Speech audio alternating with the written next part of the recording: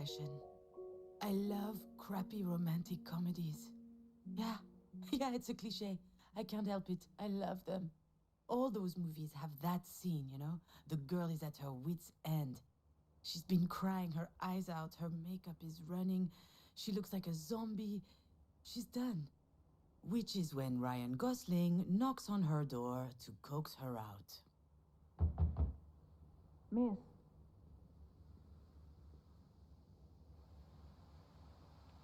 Ah, shit. That sounds nothing like Ryan Gosling. See, this is the problem with my life in a nutshell. It's not romantic, and it's certainly not a comedy. All right, where am I? What happened?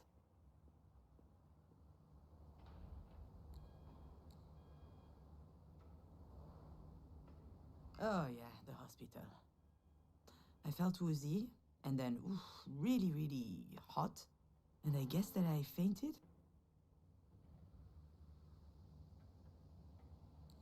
Ah, well, dropped to the restroom floor like a sack of potatoes. No better place for a nap. Are you okay, miss? Oh, shit, the doctor.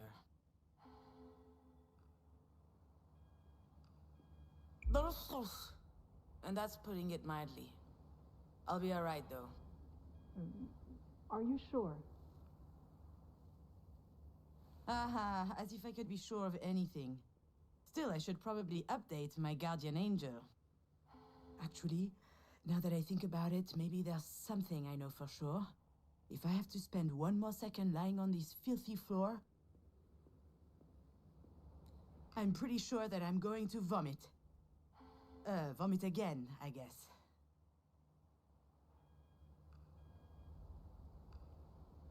Yes, I'm sure. I'm good. I just had a little bit of a moment. A big moment. But it's over now. Sorry, I ducked out. I'm already feeling much, much better. I can hardly tell her the truth, can I? Most people don't actually want you to be honest with them. I'll be out in just a second. Those weren't here before. Do you think they have any idea where they are? I'm sure this comes as a shock, but it is crucial that you understand the situation. Your mom had a brain aneurysm. Do you know what that means? Mom. Funny. I could never get myself to call her mom. She's always been Marie to me. As I understand it, it's a weakened artery wall? Correct. And that artery ruptured, which caused a hemorrhage. It is a serious situation. We need to prepare for whatever happens next, very quickly indeed. I've watched enough Grey's Anatomy to know that this is not good. Serious? What can I do? Anything related to medical care will be my team's responsibility. But you are her trusted advocate. I'm sorry, you should be her what aware. now? Do you not remember? This is the reason we called you. We have your name and your number, which means that you signed the release. I have no idea what she's talking about. And since she is not able to express her will, it falls to you to speak on her behalf. But I presume you discussed that when you went through the process. So you must know that there are a number of options to consider. I don't believe it! She put my name on the form without asking me. She must have forged my signature. It's hardly a surprise. She's always done that kind of stuff. But I'm not making any important decisions. I've had my share of this kind of responsibility, and it didn't turn out well. However, my dear mother doesn't seem to understand. Of course, Jan will have her say, and if we disagree, all hell will break loose. Pitting us against one another at a time like this, that's exactly what my mother would do. I feel trapped, like a fish in a barrel. Oh, come to think of it, I would love that. A 30-second memory, and not a care in the world. Fear me, sharks, for I am the terror of the oceans. That reminds me of the nickname I got during swim class in middle school.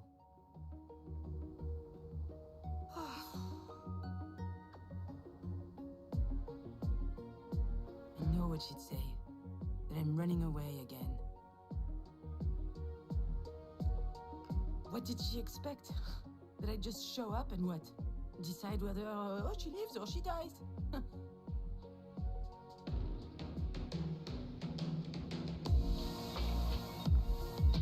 don't even know how I'm supposed to make it to the end of the day, let alone...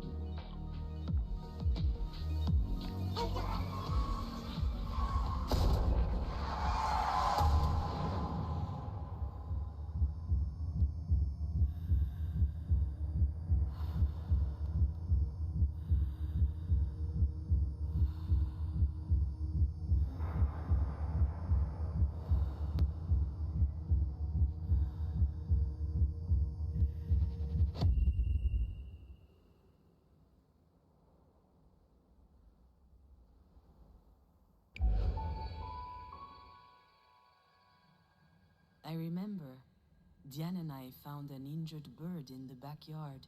It was tiny.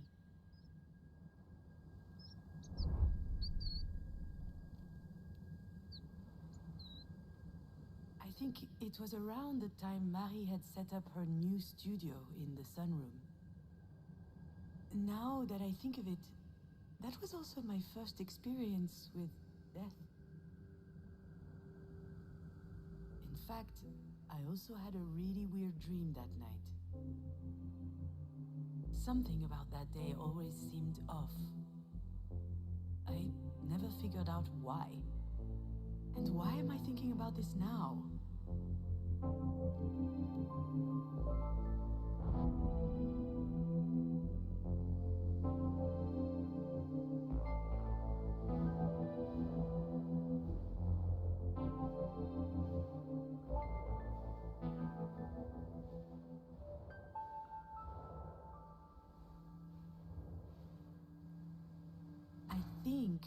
I saw a big shadow moving down the hallway that night.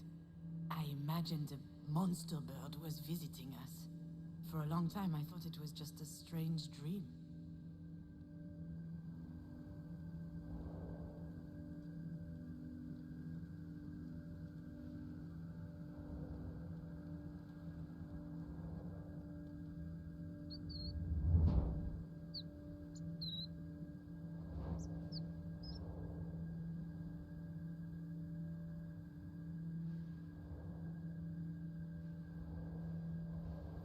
Do you recognize it? This is the mobile that Marie made me before I was born. It's exquisite and delicate. I loved it. And you did too. I think I still have it in a box somewhere.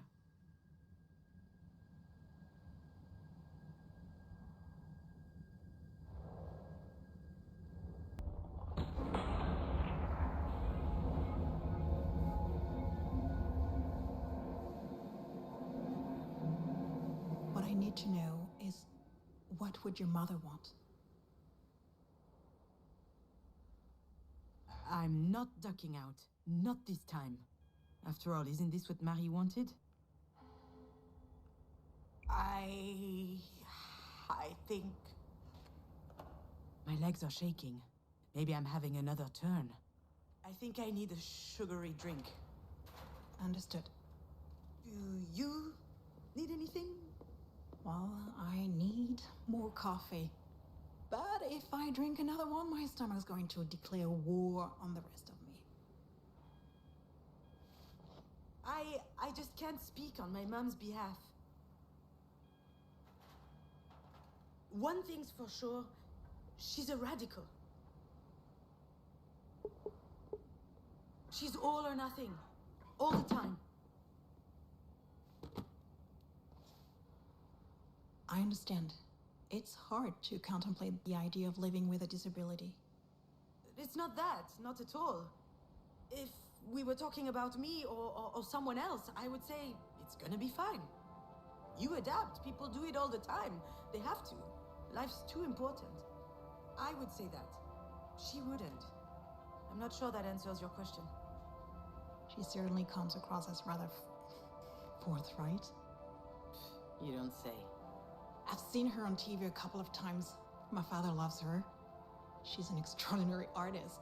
In her interviews, she's so impressive, fierce even. It must be quite something to be the daughter of someone so talented. I've heard this one before. That's a polite way to say, it can't be easy to have a nutcase for a mother.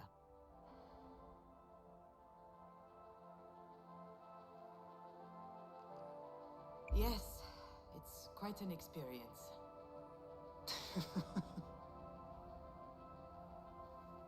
Doctor, do we know why? Why this happened? We were just having dinner last night. She was fine. There could be a lot of factors. Family history, hypertension, alcohol consumption. I did have a pretty severe hangover this morning. Even past trauma, like a historic head injury. It's hard to say right now. All right, Miss Demange, I'll give you time to think. Let's speak again in about 2 hours, if that works for you. Sounds good. Can I see her? Yes, of course. Let me find out her room number.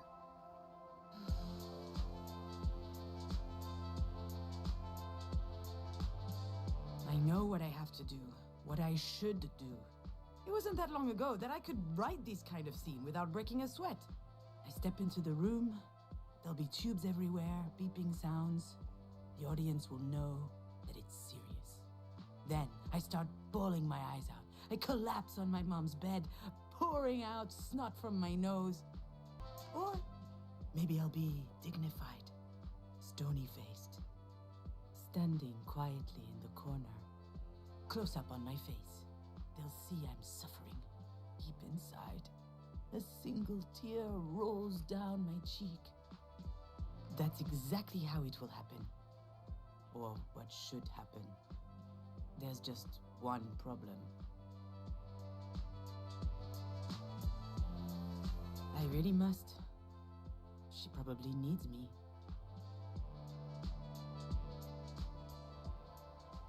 I don't know why, but I can't open that door.